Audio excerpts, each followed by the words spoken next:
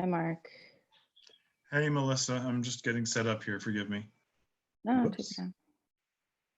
You doing okay? Yeah, all good. Just, the new normal. Yeah. Let me see. All right. Okay, I'm recording. That started. Okay.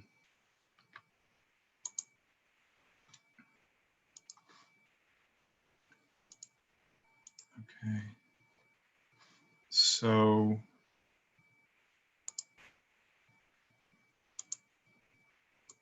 Melissa, I've just made you a co-host, and when Louisa and Madeline arrive, there's Louisa. Hi. Hi.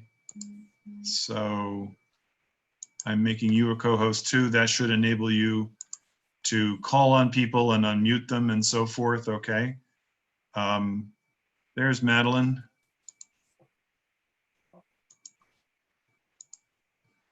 Okay. We're a little early here.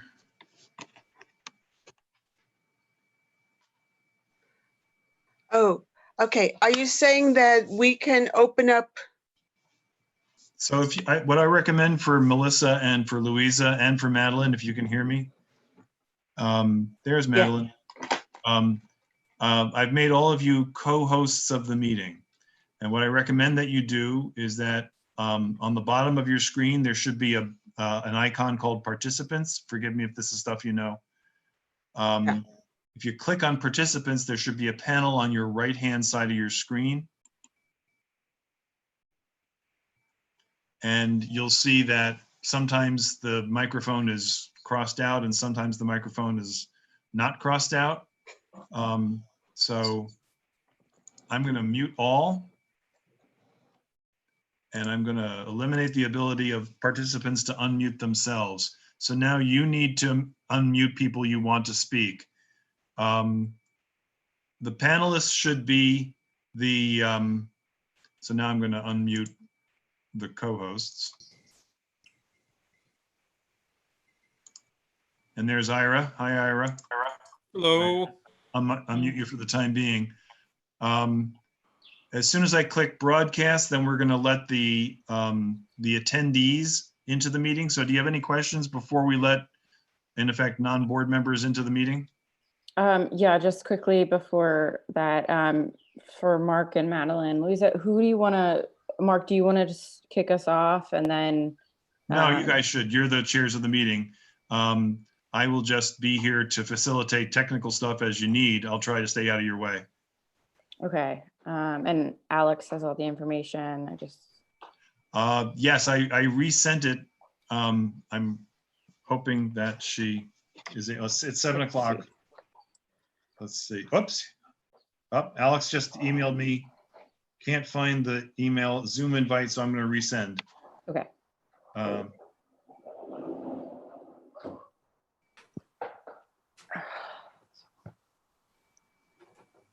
Okay, then I'll pose the question to Madeline and Louisa instead. Does one of you want to start? Do you want me to kick off? You kick off, and then I'll come after you. Okay, that's fine. And Mark, I don't know what other committees have been doing in terms of like, is there an attendance or something or? I'll try to record that for you. But somebody should take minutes if they possibly can. It's a lot of multitasking. I'm not sure, but I will try. I'll take some notes too. And maybe we can compare at the end.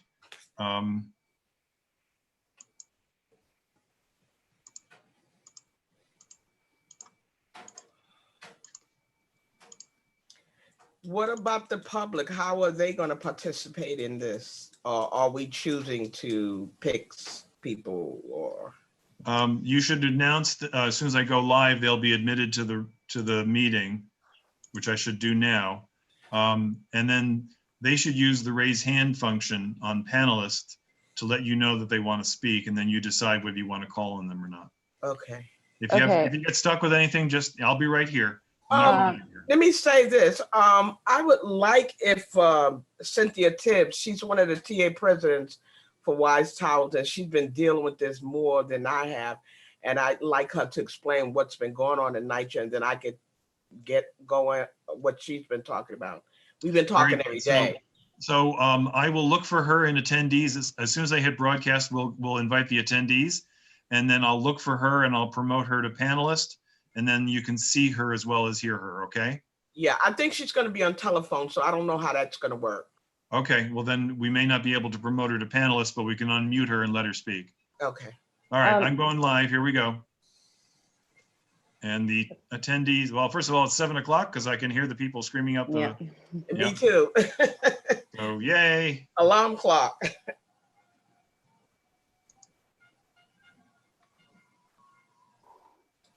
I'm usually there.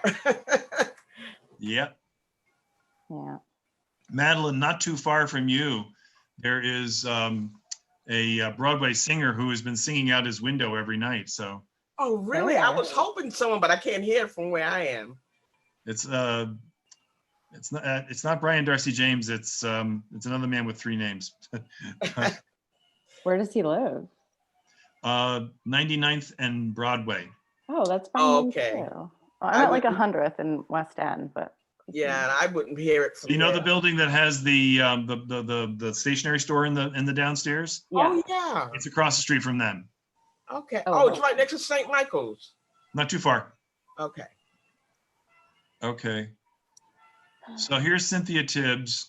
Yeah. Cynthia is now unmuted, but I think you're right. Cynthia, are you on the phone or are you on the computer? Can she hear you? You might be muted, Cynthia. If you're on the phone, I think it's *6 to unmute. Thank you for that. A lot of Zoom lately. I'm gonna call her. Watch it. I don't know. She may have muted herself too. Oh, I see. Cynthia, hi. Oh, no, she's gone. Okay. Now she should be in your panelist feed. Can you hear me now? Yeah, hi. Hi. Everything's good. I'm here. Great. Thanks for joining.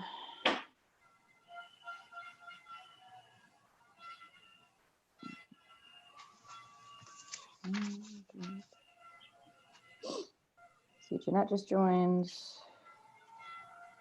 Oh, and Alex is not on. Did he get the? I think she. Oh, she. Sorry. I was wondering the same thing.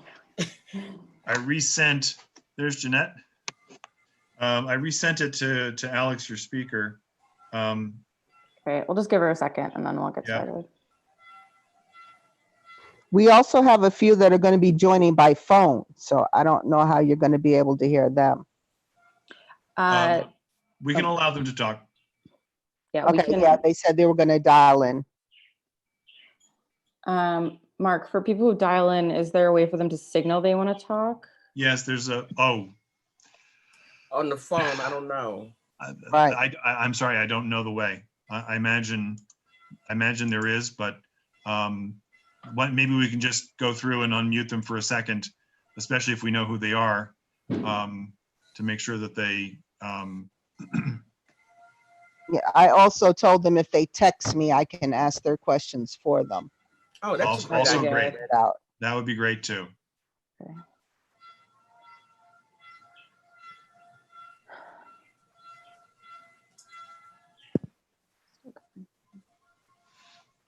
I can imagine when this is all over, it'll be more noise than it is right now.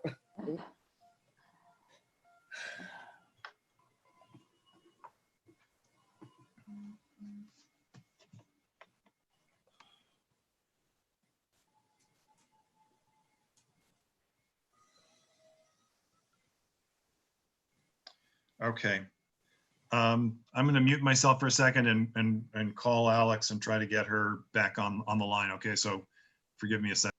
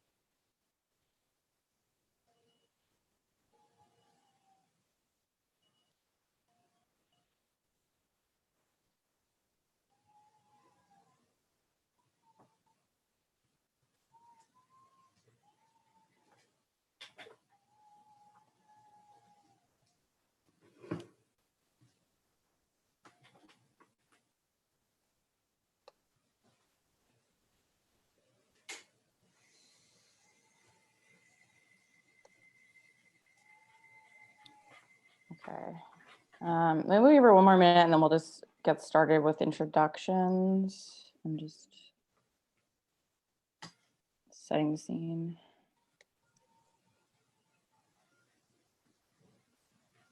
I don't know if you see Rosalba is texting saying there's no video. And so is Roberta. She's texting me on my phone saying there's no video. It's fine to not have video, any visuals. So it'll just be to see people's faces. So if you're on the phone, you're not missing out on much.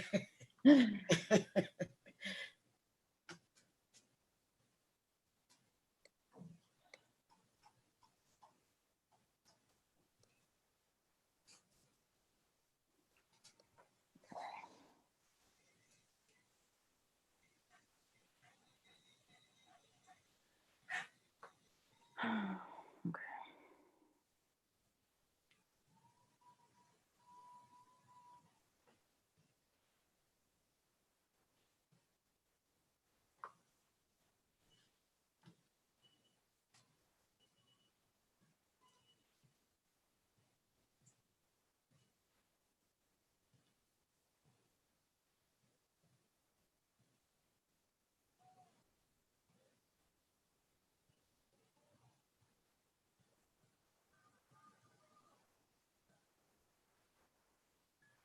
Anything from Alex, Mark? You're muted. You're muted, Mark. Thank you, Madeline. I sent her the link to join as an attendee since she can't make the other one work. Weird. And I'm hoping that that'll do the trick. Okay, great. All right. Rosalba, are you, I think you were, whoops. Why is it not unmuting? She has to unmute it. I don't know. There she goes. Rosalba, are you able to speak?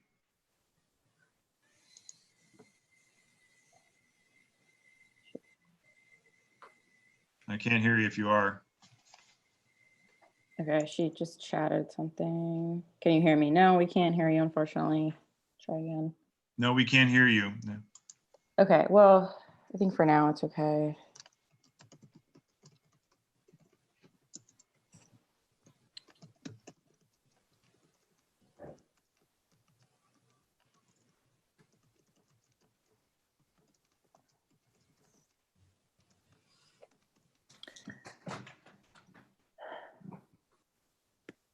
Okay, I'm going to just kick us off with a brief introduction, and hopefully our guest, Alex, joins us momentarily.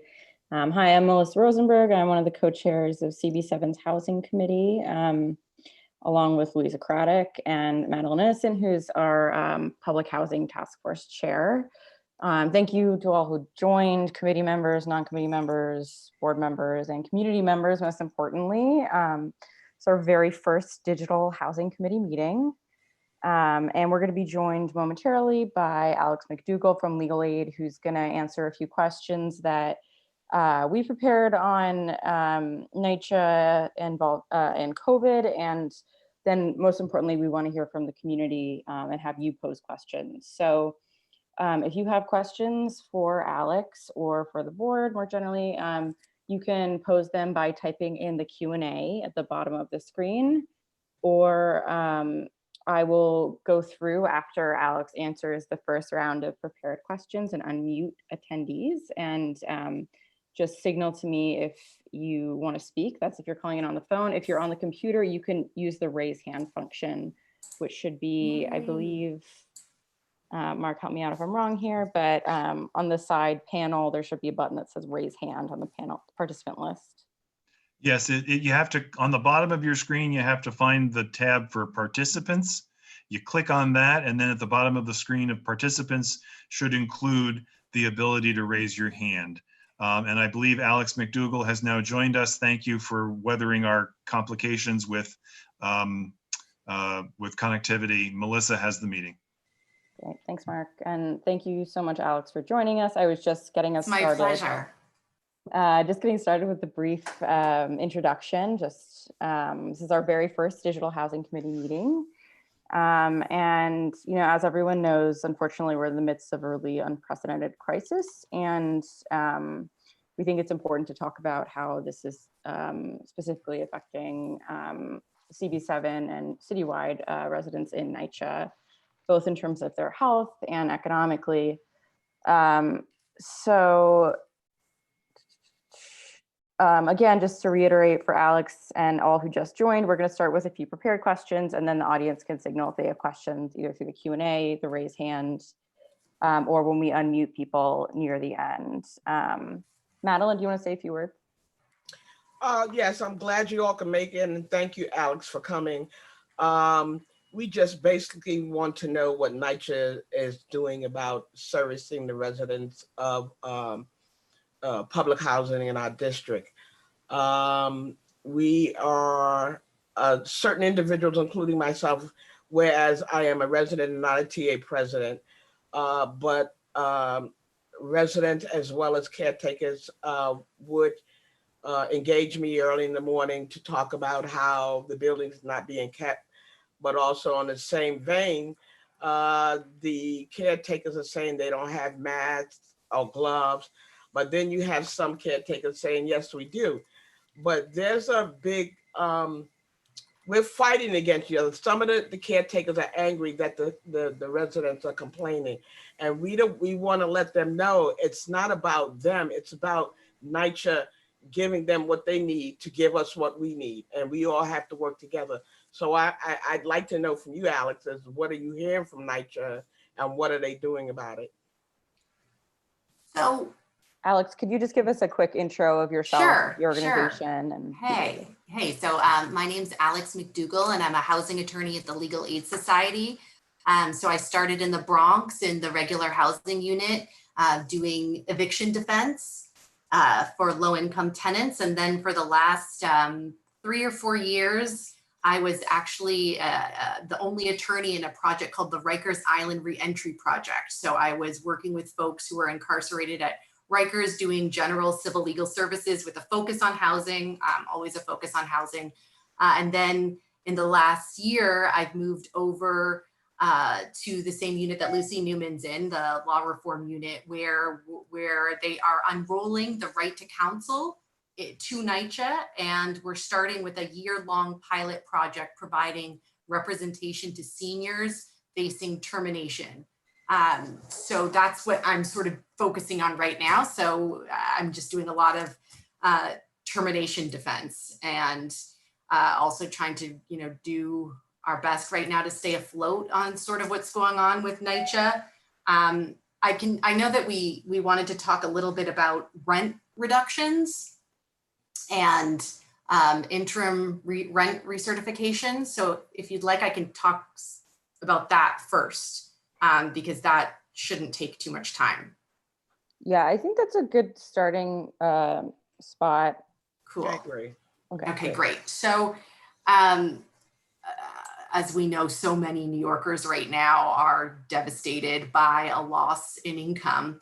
And, obviously this is impacting NYCHA residents. And initially, NYCHA over the last, I would say, 3-ish weeks, NYCHA had come out and said, don't worry, NYCHA residents, we're here and we're going to help everyone out with rent reductions with their rent through their rent hardship program. But the 3 requirements of that program were that you were experiencing a loss of income of at least 5% of your gross income, and that the rent currently exceeded 30% of the household net income, and that reduction in income had lasted for 2 or more months, right? So it was confusing to folks, and I think certainly to us, to on one hand say, okay, everyone come on, apply for these rent reductions, apply for these interim recertifications at the beginning of this crisis, but then also saying that there's this requirement that the reduction in rent or the reduction in income lasts for 2 months.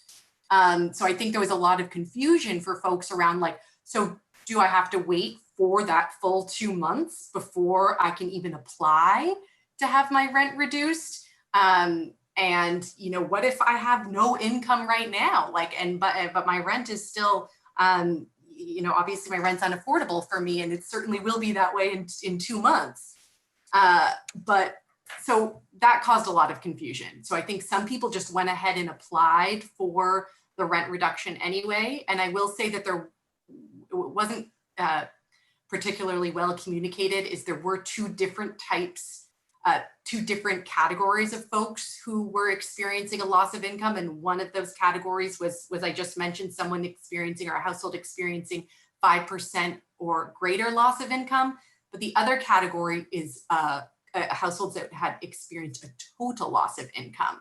And for those households, there was not the requirement to wait, but they were telling folks that they needed to do those, apply for that zero income reduction through their management offices, which also was causing some confusion because, you know, while the management offices are still up and running, they're obviously operating with reduced staff, and appointments are only, I mean, face-to-face meetings are by appointment only right now.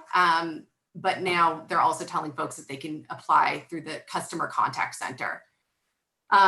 So in the last, I would say, week, they've changed the requirements in that now, in order to apply for a rent reduction through the rent hardship program, you don't need to wait for 2 months. You don't need to show that you have had this loss of income for 2 or more months. And after this, I can send you the updated, they just put out updated literature. They had a rent reduction one-pager that had that requirement of the 2 or more months, and they've recently updated it by just removing that one bullet. And that's not a federal requirement that folks have to prove that their income has been reduced for 2 or more months in order to get a reduction in income, I mean, a rent reduction process. So there really was no reason for them to enforce that requirement. So good news is, I mean, bad news in that this information perhaps was not conveyed very clearly by NYCHA, but the good news is that families don't have to demonstrate that they've had a loss of income for 2 or more months. And I think that our messaging to everybody should be to apply immediately for an interim recertification for a rent reduction. To the extent possible, right? Like it may be the case that everybody doesn't have all the documentation that they need. But my thoughts on this are to get the process started and document everything. And then to the extent possible, follow up with all of the, can you hear me? Yes. Okay, good. With all of the supportive documentation. Because those rent reductions should then be, they should be instituted retroactively. It should not be, the rent should not just be going down from the date that it's processed. It should be, you know, from the date technically that all of the documentation was submitted. But, you know, we may be able to do some advocacy around that. We don't know, but I would just say get it, you know, we should be telling all residents to get those applications for rent reductions in, follow up as to the best of your ability with supportive documentation, and keep clear records of everything that you do. That's helpful. Just on a related note, I believe that evictions have been kind of on Yes. pause for other rentals for 90 days. Can you speak to NYCHA Yeah. specifically? Okay, so housing court is closed, right? Housing court is still closed. And that includes the NYCHA parts where folks go to for non-payment proceedings. So, and NYCHA is currently not initiating any new non-payment proceedings or termination proceedings right now. So just the same way that housing court is closed and the NYCHA parts are closed right now. The 803 Atlantic, formerly 250 Broadway, is also closed. So they originally closed it, I think it was March through March 27th, what was it, end of March, and now they've extended that closure through to the end of this week, Friday. And if I were a betting woman, I would say that I expect that 803 Atlantic will remain closed.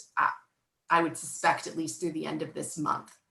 But yes, no termination proceedings are suspended and no proceedings in housing court right now. And that is separate from the 3-month moratorium on evictions that is citywide. How are residents knowing about all these plans that NYCHA's doing, you know, if they don't have a problem? Because we have flyers in the building. Yeah. They're small writing.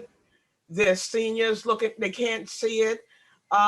Some don't comprehend what it's saying. Right.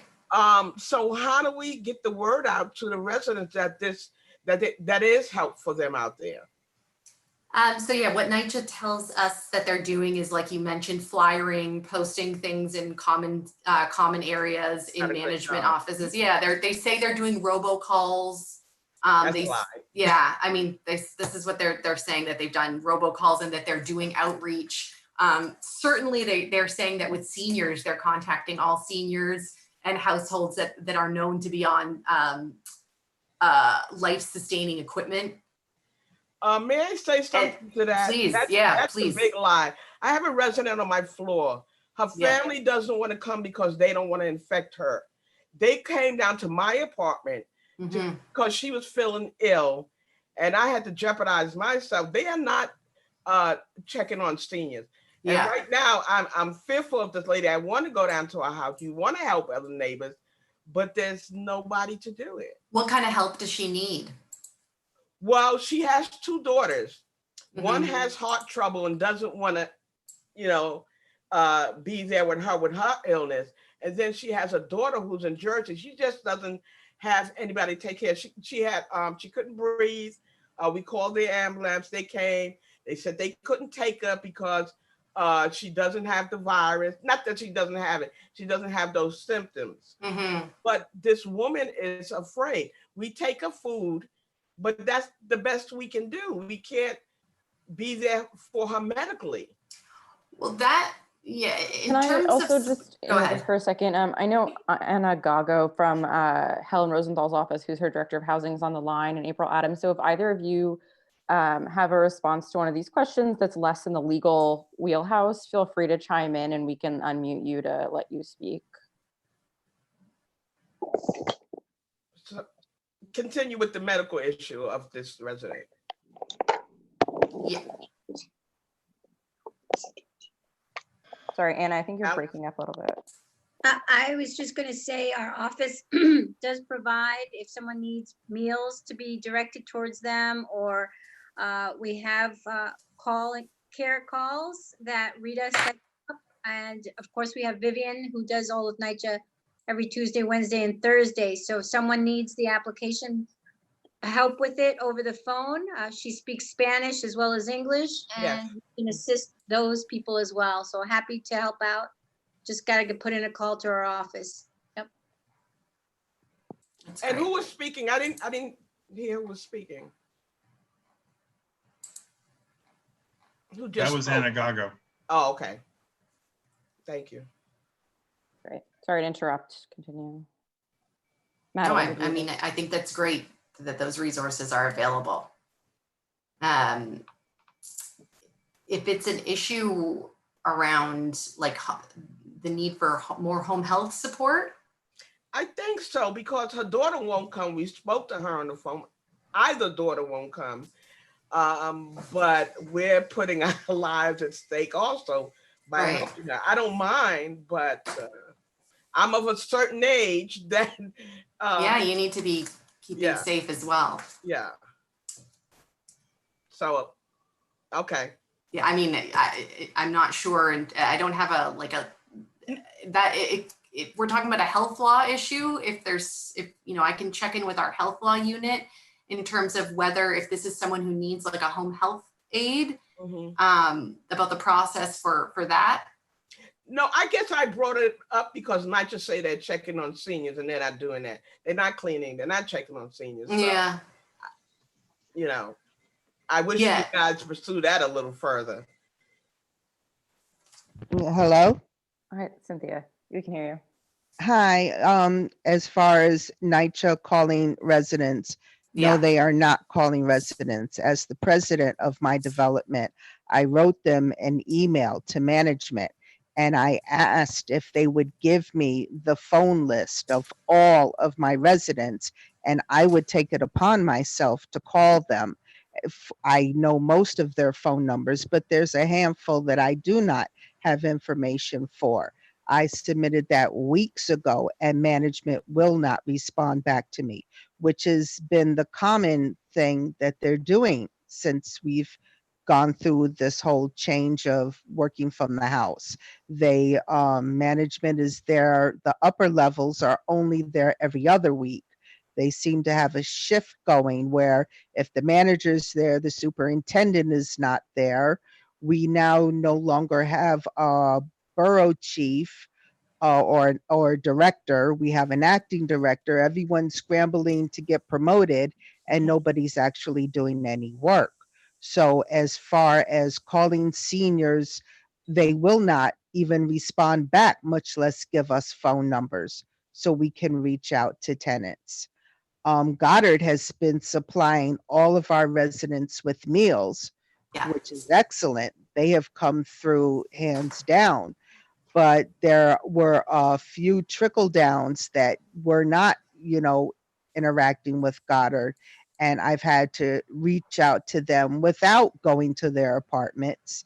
And it's just making life extremely difficult because management will not respond to residents or tenant or presidents at all.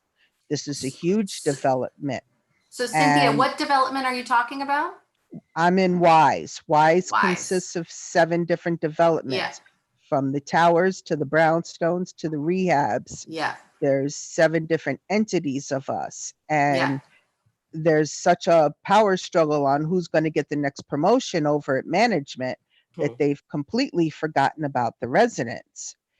We've had, as far as cleaning the buildings go, the only building that's getting cleaned by an outside vendor is the senior citizen building, Sandra Thomas. Right. They get cleaned 5 days a week. Yeah. Management office gets cleaned every day. As far as the rest of our buildings, we have been cleaned one time by NYCHA caretakers, and that was over 2.5 weeks ago, and no one has been back since. And when you're dealing with a building such as mine, where you have 36 brownstones, where you have to hold on to railings, there's nobody cleaning the railings. There's nobody disinfecting the buildings whatsoever. I currently have a building on 89th Street that's had raw sewage coming out of the basement since yesterday. I've called everyone from emergency services and sent many emails out. And as of right now, no one has come yet to disinfect or pump out that building. Tenants are vomiting in their apartments. Wow. It's the basement that's flooded? Yeah, the basement has raw sewage backing up out of it and it's coming up the stairs. The borough president's office has been working with me all day long on this issue, as well as some NYCHA officials downtown, because management has given them false information claiming that they've been working in the building and they haven't been working in the building. What's the And address there? 49 West 89th Street. Okay, they've been calling me since last night. I have called emergency services. I have spoken to the manager and gotten 3 different excuses on, oh, they sanitized. I said, no, they haven't. In fact, the old lady in the ground apartment threw bleach down on the floors. The postman refused to sort the mail because the stench in the building was so bad. He would not deliver the mail to the building. And with that, I was told, well, I'm going to have to talk to the super. I think they're getting ready to go there. I said, you have claimed to have gone there since last night and no one has shown up yet. This was at 3 this afternoon and I got 3 different excuses as to why no one has come to sanitize that building. That's really upsetting to hear. And I see that Rosalba is saying the BP's office is involved, as you mentioned. Yeah, they are.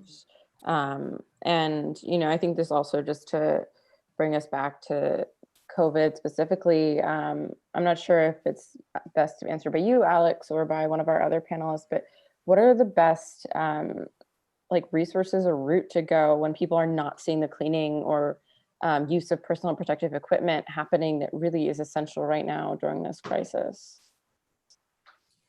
I mean, so we've been getting calls, and I definitely I'm the more examples that we have, the better, because it's definitely been a bit of a mixed bag in that, I mean, I guess it's a good thing. I definitely don't want to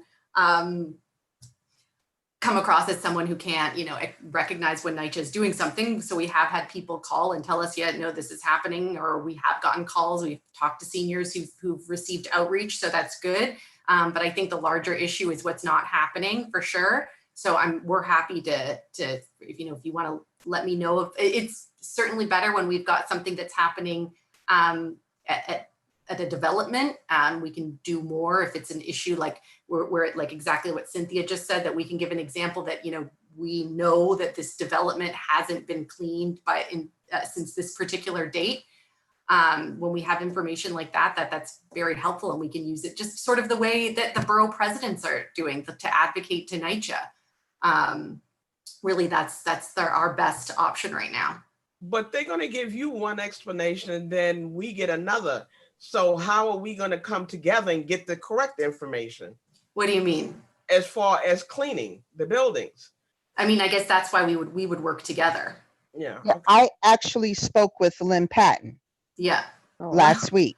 that's a pretty She good. actually reached out to me because she said that she felt that because Well, our buildings were brownstones, that maybe they forgot about us. And I said, that's not a good enough excuse. then Cynthia has reached the top of the pyramid, certainly Yeah. much higher than I have ever accessed in my life. So I'm persistent. well done. Yeah, I couldn't dream to speak with Lynn Patton. she's our regional administrator, correct? For HUD, yeah. For HUD, for those who are listening and less familiar. Any other comments on cleaning measures and PPE from our panelists? Melissa, I think there's a hand raised under attendees, Tina Johnson, who is Yeah, it's hard asking about this. to know what people want to. Yeah, Tina, you're on. I don't, can you hear me? I'll Yep, mute myself. I can hear you. Okay. I wasn't sure how to add a comment, so I put it in the Q&A, but I wanted to say that that the NYCHA Ombudsperson's office and the federal monitor should be notified about those conditions, because they're health and safety conditions. They know. And it sounds, they do know. Absolutely. And what was the response? And I'll shut up. I'm just curious. I- By the way, I live in Grant houses. Sorry. Okay, yeah, everyone's included in my emails, from Vito to Greg to Lynn to the monitor's inspection team, everybody, borough president, Rosenthal, I add everybody, Scott Stringers, you name it, I add them. So that many people to screw in a light bulb, huh? Thank you.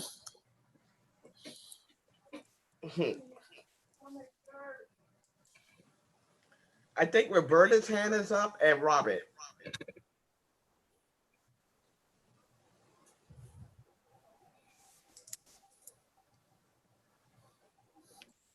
You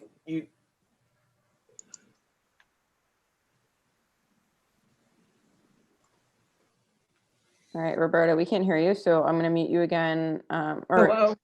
Oh no, now we can hear you. Great. Did you? Okay, you unmuted me. So Lighthouse Guild has virtual medical visits and mental health visits, and I can certainly pass along that information.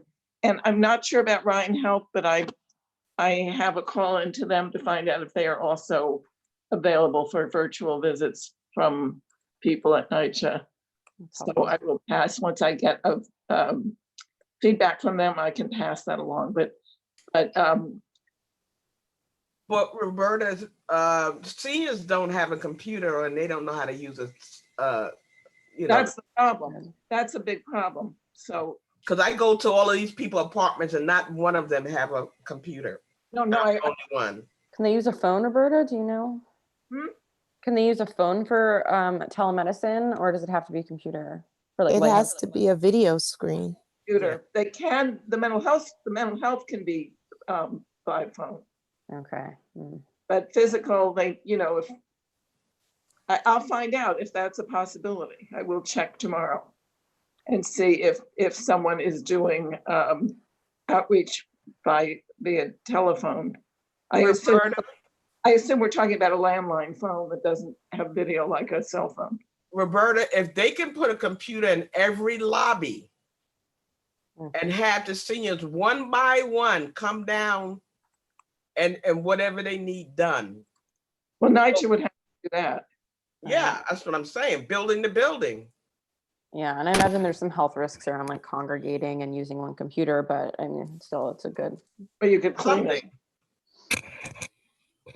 Something. Okay, Robert, I see you have your hand up, so I'm going to unmute you. You should be able to speak now. Well, it's an earlier question, and I just wasn't clear on the thinking on rent reduction. Is that for during the crises, or Yeah. this is just for the crisis? Well, I no. So the rent hardship program is not just specific to the crisis. So the in terms of your right to apply for a rent reduction through the rent hardship program if you're experiencing a 5% more loss of income, and your rent now exceeds 30% of your net income, and what has changed now is that requirement that you have to wait, that a reduction in your income has to last for 2 or more months, that requirement has been scrapped. And I believe that is specifically for the duration of the crisis. Although, I mean, it's certainly, I don't see a reason why that requirement has to be reinstated. Like I said, it's not a federal requirement. So I don't know, it might be a good thing to advocate around in the future. Well, that's a personal position, and I mean, it's not a personal nothing position that it's not a federal requirement. yeah, I understand, and but it is reason to respect the person. You're breaking up a little, Robert. Yeah, I'm having a little audio problem. It's my end. Am I still breaking up? Now we can hear you. You just came through. Okay, so if, let's say, I'm an elder citizen, if I want to have my rent reduced through the SCREE program, I have to show. If you take your earphones off, Robert, and just use your computer. No, but okay, so how's that? Better. Is that better? Okay, thank you. If I want to rent with a citizen, I have, in the SCREE program, I have to demonstrate that I can, which is easy to do. When you have a limited income, you have a limited income, and you have the documentation for it. So why wouldn't that be required of a NYCHA? That they show that, forget about whether it's federal or local or state. It's a reasonable requirement, I think, you know. And then there's a corollary issue, I think, if you want me to ask it, where the rent forgiveness for 3 months or the suspension. I'd like to see some kind of budgetary provision where that tenant would be able to cover the rent, because it's not a forgiveness. It's not a forgiveness of the rent. You have to make it up after you are not required to pay your rent for 3 months because of the crisis. You're going to have to work something out with the landlord. So if you're paying, you know, $800, you're going to have to say, you know, $950 for the next. And if you're at the income level where just struggling for 7-8 months. So I think that's a gap in the support program during this crisis. So I think that the advocacy should be in that area. But I have a lot of difficulty with not requiring people who want their rent reduced to show that they need the rent reduction. I have a serious problem with that. Okay, I'm gonna pause you for a second, Robert. There's a lot to unpack there. Alex, do you want to try to tease out any? I think we kind of veered into like non-NYCHA for a moment, but anything you want to throw in regarding? You have to unmute her.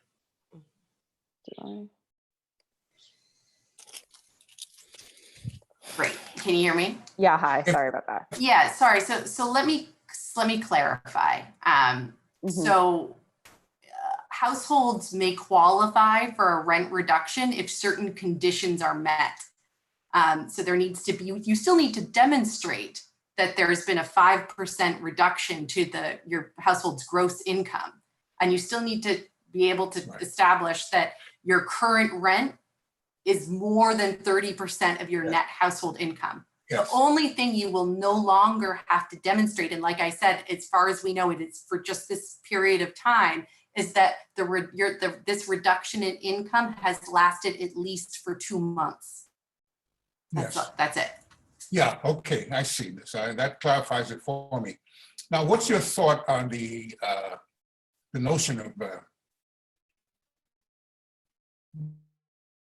She's muted again. Oh, and also, Robert, you froze for me for a second. Can you restate your last question, please? Yeah, I'd like Alex. Am I coming through? Yes. I'd like Alex's thought on my question on the making up the rent that was suspended. After the 3 months, you're going to start paying your $800 again, plus whatever agreement you make with the landlord to catch up with your rent. I mean, I don't see that people are going to be able to do that without any infusion by HRA funds. There used to be something, well, there still is something called a one-shot deal, but a modified one-shot deal sort of. You ever thought of that? And do you see the gap that I see? Right. Well, one good thing about public housing is that your rent is always going to be set according to your income. So unlike somebody who lives in private housing, where this loss of income could mean that they cannot pay their rent for many months to come, in the public housing context, that's why these rent adjustments need to be timely processed, because they really shouldn't mean that people fall into a tremendous amount of arrears. And then in terms of your other comment, just generally speaking, more broadly speaking, for folks in private housing, those are all a lot of moving parts right now. And I mean, in terms of what rental assistance and what grants are going to become available, and the expansion of one-shot deals and other funding that's going to come from the state. And I'm not particularly the best person to share with you all those details right now. Okay, thank you. And on our Rosalba, if someone else wants to jump in on just private housing, raise your hand and I'll unmute you. Otherwise, we'll move to any other questions. Okay, I'm not seeing any raised hands. Committee members and board members, any other specific questions for Alex? I have one more or two more pre-written questions that I can pose otherwise. Go ahead. Oh, Anna, I'm seeing you actually have your hand raised, so. I had a question. Unfortunately, one of the new realities is that someone could die. That's the leading household member that provides the income. What happens in that case scenario? Obviously, there's the complete loss of income, and there's other obviously expenses that person will incur, whether they be medical for themselves. Is there any NYCHA response that you've heard of? Okay, so I think that's sort of a two-part question. The first part is if the head of household is ill, and they, for whatever reason, they can't initiate that process to file the rent reduction or to file the interim rent certification. I mean, yes, absolutely. Other members of the household should be submitting that documentation.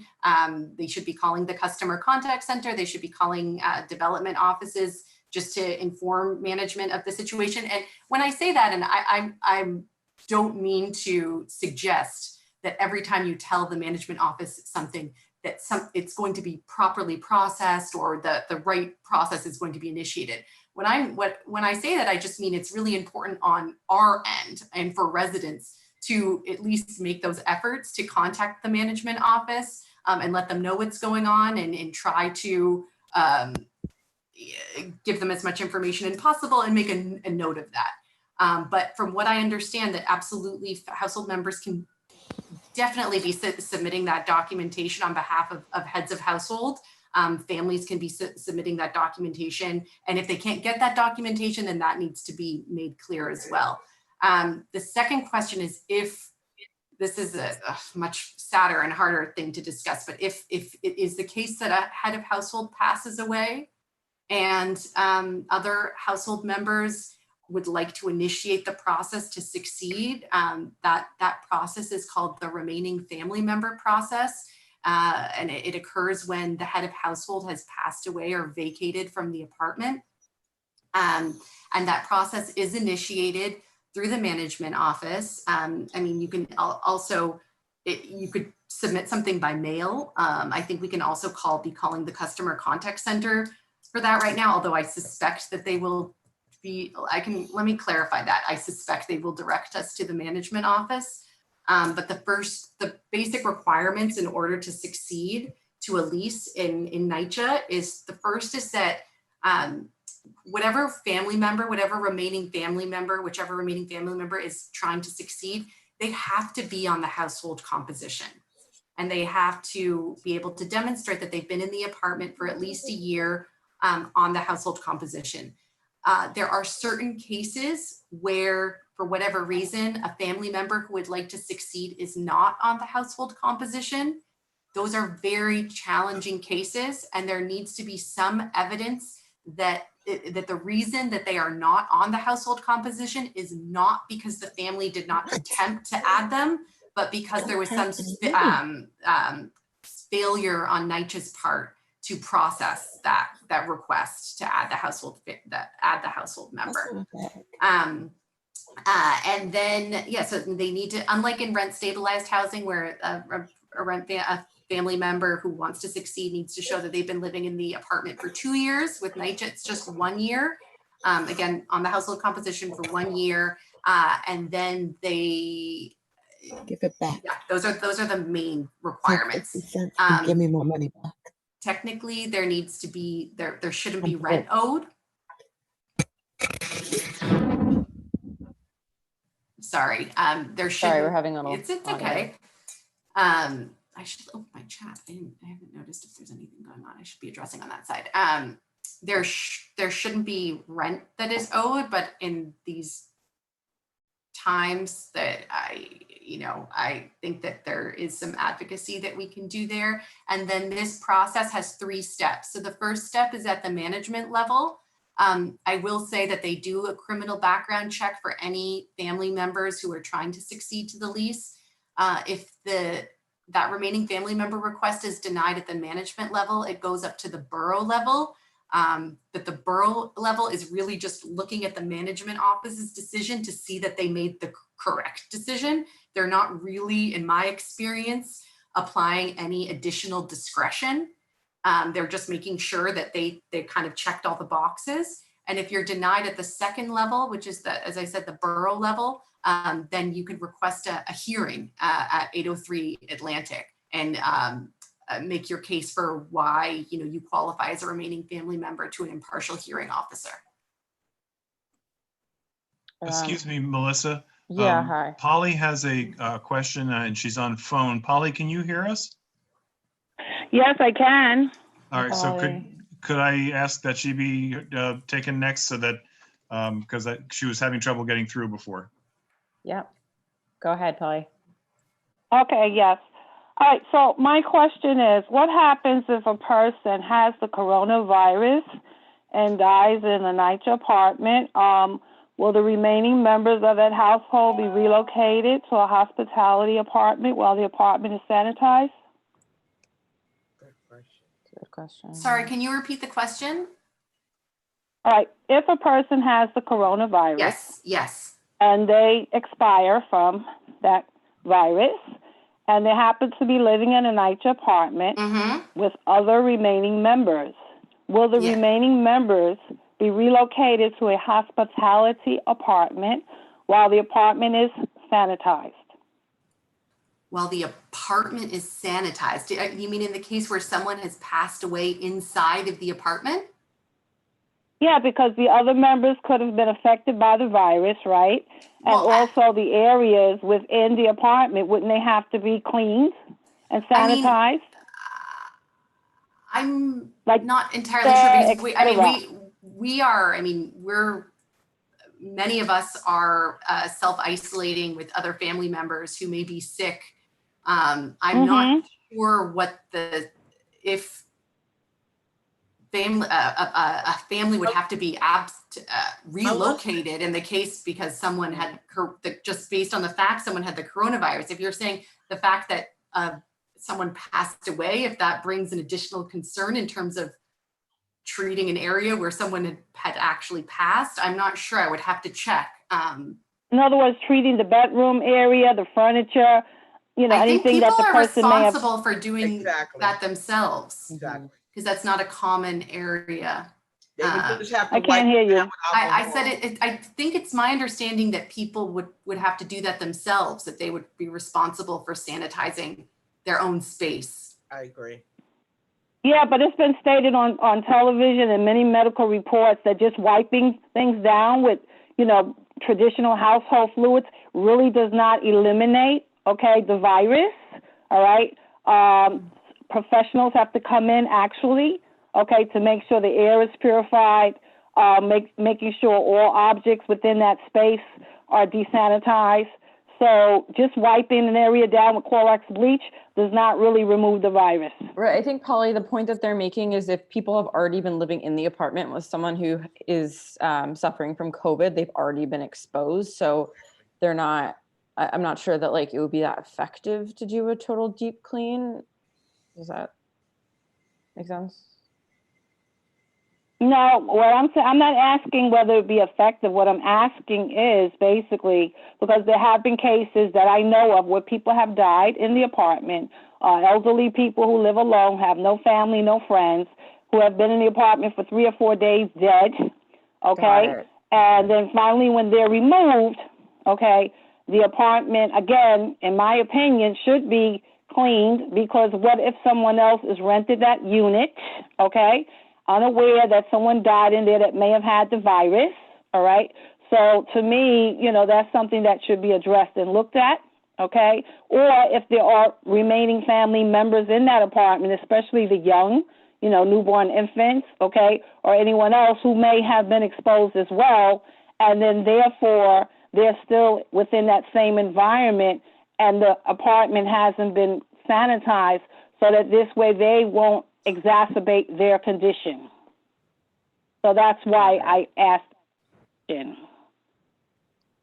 I think it's still up to the individual who live in an apartment. Say it's a senior who passed away. You have other seniors, if they're capable of doing that, or reach out to some senior agency to help them maybe to do that. But I don't think it's up to a NYCHA to put upon themselves to clean someone's apartment. I'm going to unmute Rosalba first and then Cynthia, because they both have hands raised. And I'm not sure if it's to answer this question, but let's see. Rosalba, you should be unmuted. Yes. Hi, can you hear me? Yeah.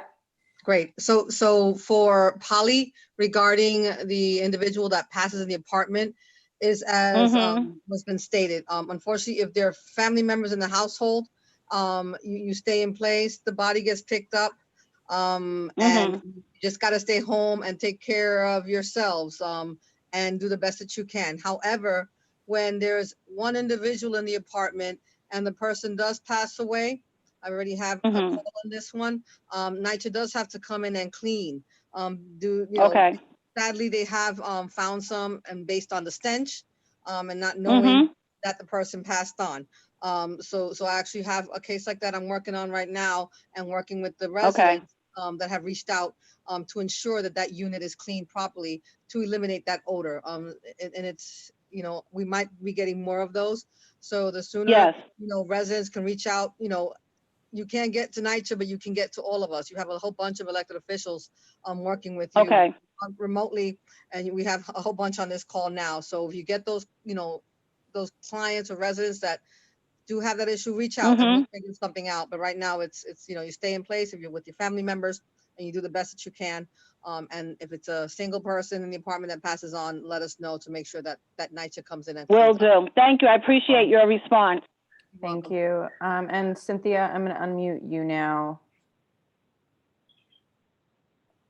Hi, yeah, I was just going to piggyback off of that because we have had residents that are by themselves that have died in their apartment, and the morgue has removed the body and they have not even cleaned the elevator. They have not sanitized the elevator that the body's been brought down in, or nothing. And that is NYCHA's responsibility to do. It's not the responsibility if someone's in it, but if a person was living by themselves, it is most definitely their responsibility, and they are not doing it. They will not even clean the elevator or the hallway once the body's been removed. Do you have more specific information about location, just to flag for 201 our... West 93rd Street, I think Rosalba knows. Okay.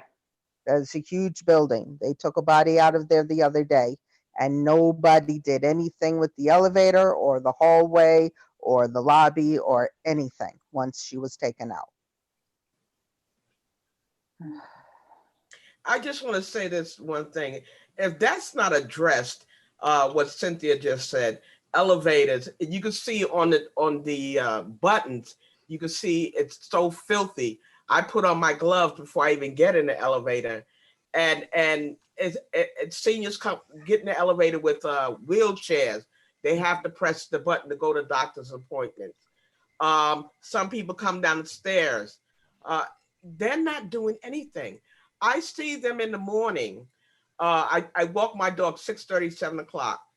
After 8 o'clock, I don't see any caretakers whatsoever.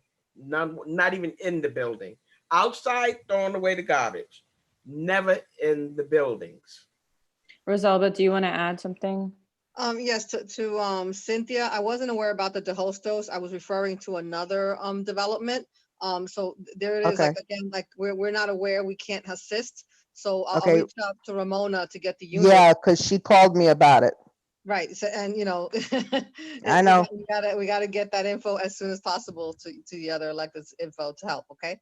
Okay. Thanks.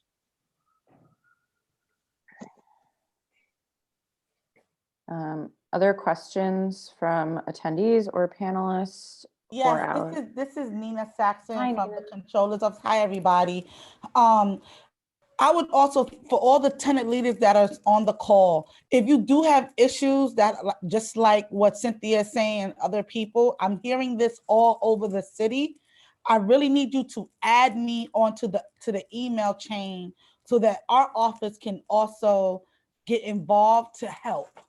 It's always good to have all elected officials' office involved, because when they see multiple elected officials' office, they cling on to it really quickly. Can you share your And email? I can't help.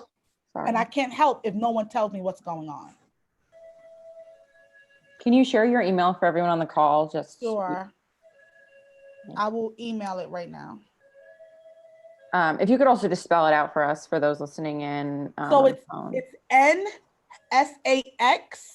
NSAXON at comptroller.nyc.gov.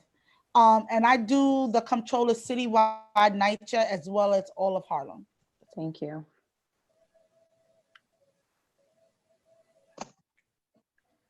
Okay.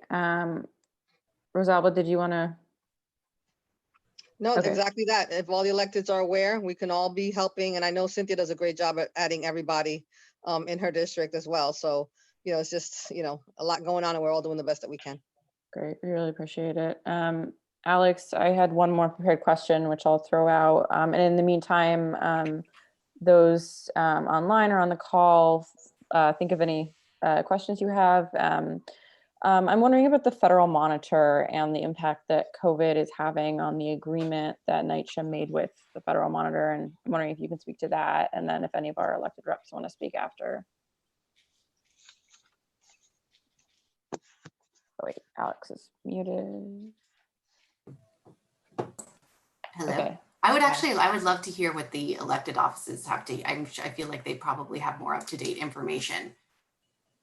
I mean, I can speak to, in terms of the action plans, what services NYCHA says that are still undergoing in terms of repairs, and the fact, like, which outages are, that the planned outages are currently suspended, but that they're still, they still allege to be doing mold inspections and mold remediation. We could also get into like what repairs are defined as emergencies and what is included in now that list that is expanded last week. But yeah, I would love to hear, because I feel like just from what I was hearing earlier, I'm not sure if it was Rosalba or someone else mentioned being on having some contact with the federal monitor more recently than I have with Ben Schwartz's office. Or Schwartz's office. Does anyone want to speak to that? Yeah, this is Rosalba. We haven't actually had any info from the federal monitor. I think Cynthia has been mostly in contact with the federal monitor's office, but that's something that we can, as elected office, reach out and find out as well. But it's the same as Alex mentioned regarding the mold, the inspection, and what's considered repairs as emergency is been a big issue as well. Mm-hmm.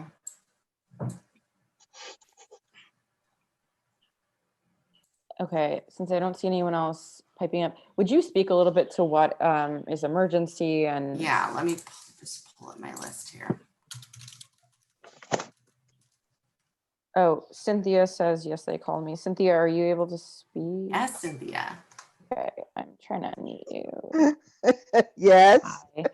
You get about Bart Schwartz and Yeah, and Lynn actually Patton. his people did call me. They wanted to know exactly what I've said to everyone today. They wanted to know, were they cleaning the buildings? Were they reaching out to the tenants? Were they wearing masks? And I told them, no, absolutely not. But yeah, they call me. I have a pipeline to them, and they called. They're very concerned as that NYCHA has been, basically the upper level management has been working from home. And just because they're allowed to work at home doesn't mean that they're allowed to ignore us. I mean, I wrote a letter stating, if I'm writing you emails from 9 to 5 and you guys are getting paid and I'm not, you should be responding to me during working business hours. And you're not. I get emails at 8:30 at night. That's unacceptable. They get paid to work during the daytime, whether it's from their home or in the office, and they're not responding. So yes, the monitor's office is well aware of what they're doing. Thank you. So, of course, in terms of the action plans, that they are being impacted because, they've suspended planned outages, and certainly some of those planned outages are related to maintenance, related to boilers and elevators. And so that is a part of their action plan. So there's no way that things aren't at the very least being delayed and possibly put off track in other ways. But so NYCHA initially defined emergency work orders as having no heat and hot water conditions, water leaks, gas leaks, flooding conditions, stoppages, electrical issues, rat infestations, interior rat infestations, and high severity bed bug or mice infestations. And I think they also created this other loop for other hazardous conditions, right? So, I think it's not just a fully it's not a finite list there. But they've recently, as of last week, they gave us an update that they've expanded the list of conditions that folks can put in work orders for or can request repairs for. And that's cabinets falling off the walls, stoves or refrigerators not working, because initially I know folks were having issues with when their stoves weren't working, that wasn't, they'd gotten the response that wasn't considered an emergency condition. What Which about obviously is toilets crazy. aren't working? So it's the toilet not working in a way that is causing a flood. You can't flush. Mine's just broke down a couple of hours ago.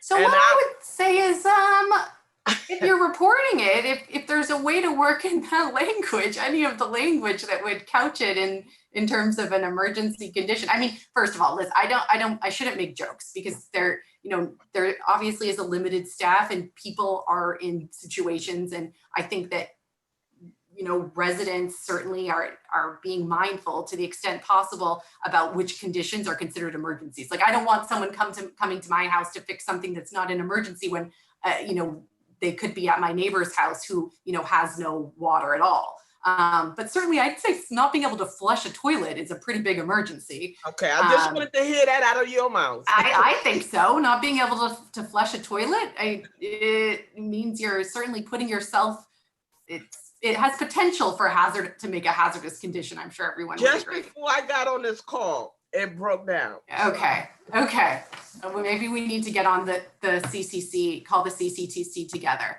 Okay. Smoke and carbon monoxide detectors not working, window guards, issues with window guards, and apartment doors not working. Well, I think there's one more. No electrical power for life-sustaining equipment, which is so obviously a emergency condition. Okay, Robert, I see you with your hand raised. Do you have a question? Well, yeah, I'm wondering that on the stove detail. Yeah. I'm in Mitchell-Lama. We have a current and emergency with Con Edison gas. Yes. Robert. Of course, we had to turn off the gas instantly, but the building, we distributed hot plates, double burner hot plates instantly. So that's what NYCHA is doing. So they are doing. So they're not, if a stove isn't working, they're supplying hot plates. They're not replacing stoves right now, and they're not, as far as I know, not doing any major repairs on stoves. They're just giving folks hot plates immediately. Now, is this, which particular development were you referring to? All of them. I mean, I see. So it's an individual, if an individual complaint comes in, not the entire building, so it's not so much a Con Edison issue per se, not the line coming building. It's an individual apartment issue. Is that what we're? If there is an issue in an individual apartment with a stove, then that apartment should be responding to that by providing families with hot plates. I see, but you're not experienced the development. So, for example, Amsterdam. Oh, you're saying has there been an issue with like an entire building needing hot plates? So, yeah, since the COVID crisis has started? Right, you haven't had that experience. No Con Edison issues per se. Well, we've had that experience where the building similar to that, not pertaining to the COVID. Yeah. Before, yes. They have given the whole building hot plates. They will do that. Including during Thanksgiving. Right. Okay, other questions? Hi, Rosalba. Hello.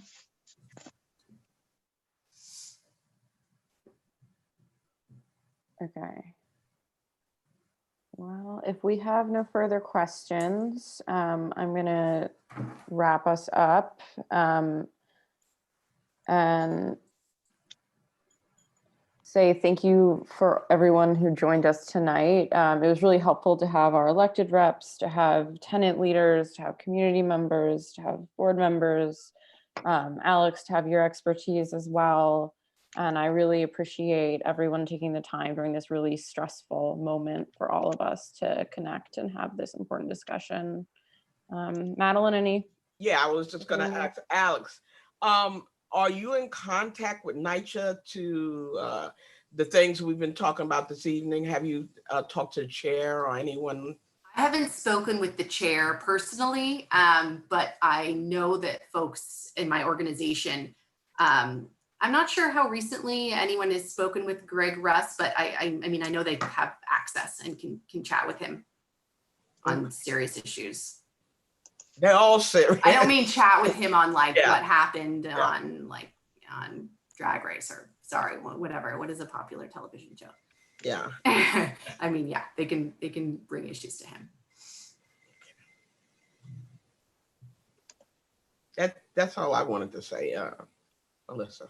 Okay. I mean, and just to, parlay off that, like, obviously some issues have been raised that I'm sure you've heard before, Alex, which is lack of cleaning, lack of personal protective equipment, and just, the need for resources and information to reach all residents. So Yeah. And I'd love to follow up more with Rosalba and Nina and Cynthia. Cynthia, can you give me Lynn's phone number? Just kidding. Okay, great. I think with that, we'll close and, we're happy to make those connections offline with Alex, Nina, Rosalba. If that's helpful. All right. Well, thank you again. Have a good night. Thanks, everybody. Have a good night. Thank you. You as well. Thank you, everybody. Be safe, everyone. Be safe. Bye.